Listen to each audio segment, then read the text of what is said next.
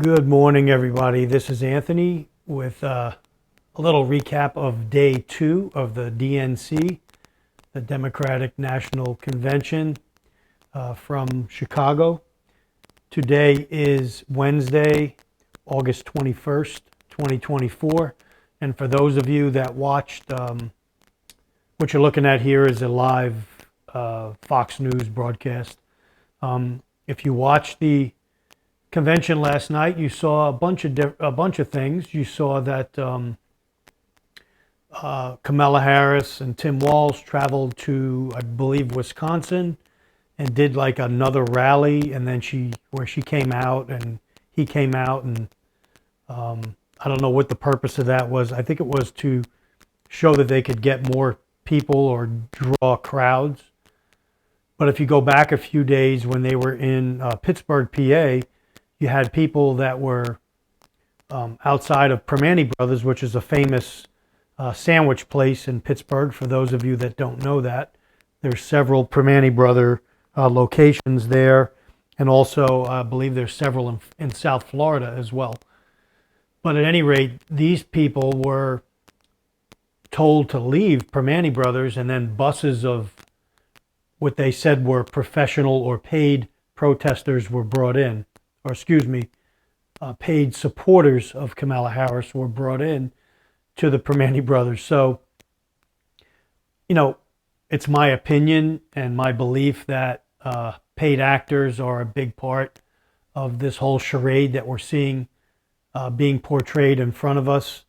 And so it's no surprise that they would fill an arena in Wisconsin with paid actors as well. And so don't fall for the ruse that you're seeing, is what I'm saying. And so getting back to the actual convention, I did get a chance to see the speech by Michelle Obama.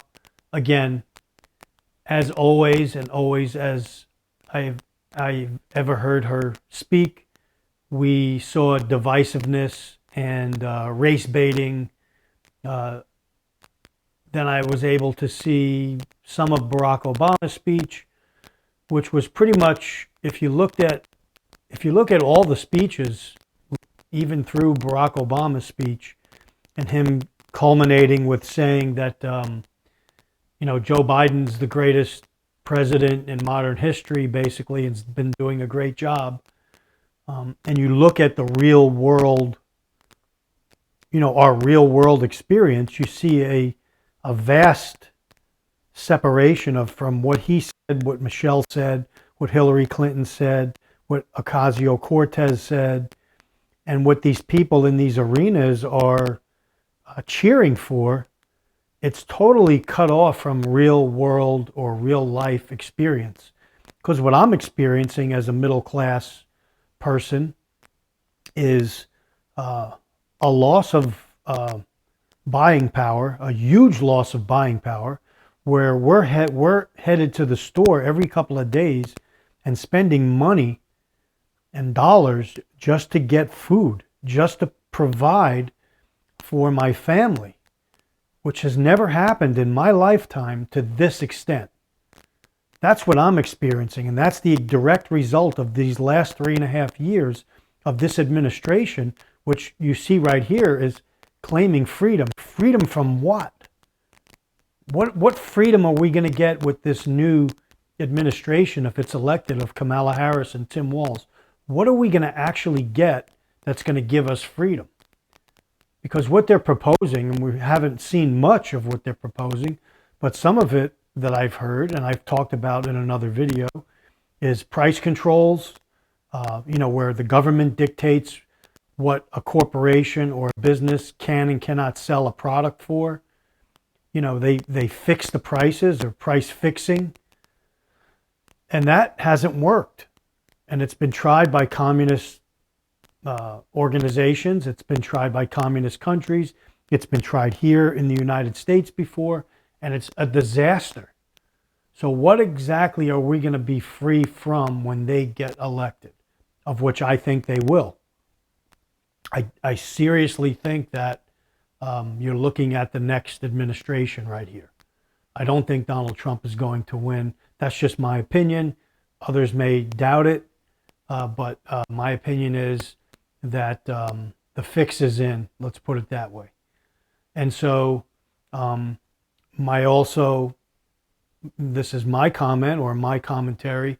I also think that Barack Obama had a big hand in running this current administration, and that I believe that he is running it behind the scenes with, Joe Biden as the front man, if you will. And I believe that he would be involved in the Kamala Harris campaign, or administration, just as much as he's been involved in the Joe Biden administration. That's just my belief, my feeling. And he never left Washington, D.C. In fact, when, he built a huge mansion or bought a huge mansion and transferred a lot of his close aides and staff to that mansion after the Trump, when Trump took over as president. So in essence, you could say that Obama's been running things or having a hand in what is being done even when Trump was president. And so a lot of people will say, nah, but you can see what Trump went through when he was president, all the things and all the agencies that really didn't pay any attention to him and were loyal to somebody else. And that somebody, I believe, is Barack Obama. And so what we're seeing being played out, and this was day 2, we saw some of the protests outside get a little bit more I don't know if you used the word violent, or a little bit more pushy than they were the first day. Yesterday or last night, they were burning American flags and some other flags, I think Israeli flag. They did line up against the police officers and do a, some kind of charge. I know it was being talked about on Fox News by a person on the ground there that was reporting. And there were more arrests made. However, we didn't see the burning of, storefronts and that kind of violence yet. We still have 2 more days, tonight and tomorrow. And so we shall see what happens tonight at tonight's venue. But I just wanted to make this video this morning, just putting my 2 cents in. I don't see a lot of, in the speeches, I see it's almost as if,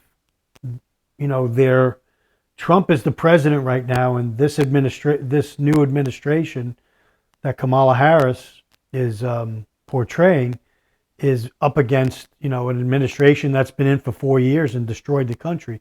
They have been in for the last 3.5 years and have destroyed this country.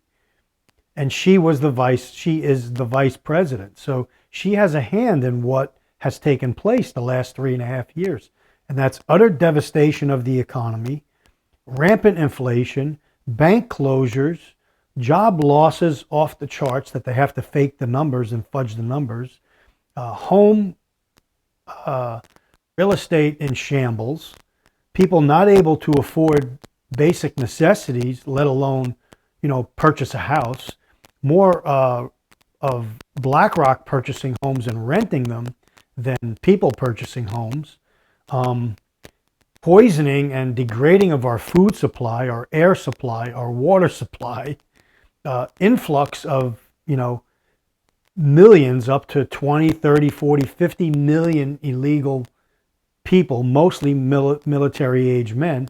And we see how that's worked out in other parts of the world, like Ireland, take a look there, like the UK, take a look there, like France, take a look there, and other areas as well. How is that working out? How is that playing out? How will it play out here in this country? I believe to our detriment. A fentanyl crisis that's off the charts. Parts of our country being ruled by cartels and China and criminal gangs taking over parts of cities in Colorado and buildings. Is that the norm that's going to be this freedom that they're espousing in this in this administration where they have signs saying freedom, freedom, and all their speeches are as if that they're not the ones responsible for what is being taken place in the last 3.5 years. This is nonsense. This is brainwashing. They're duping you, and the people in these conventions have no clue what's going on. This is my belief. They have no clue in the real world. Do they live in the real world? Do they see the crime that's on our streets? Do they see what's happened to cities like New York and Chicago, the city that they're in, where black citizens are being pushed out by illegal migrants? That's causing huge tension there. Cities in the state of Colorado being, reports of housing structures being taken over by Venezuelan gangs. Is this what this administration is going to bring more of if they win in November? What kind of position, and that I haven't even addressed the mpox and the bird flu that's up and coming. That's not even in the picture yet. And possible mega lockdowns that people are talking about. What is the future in the next 3 months? Less than that. It's 77 days, I think. What is going to take place in this country in the next 77 days that they will be elected to power? That's what I am posing as a question ending this video.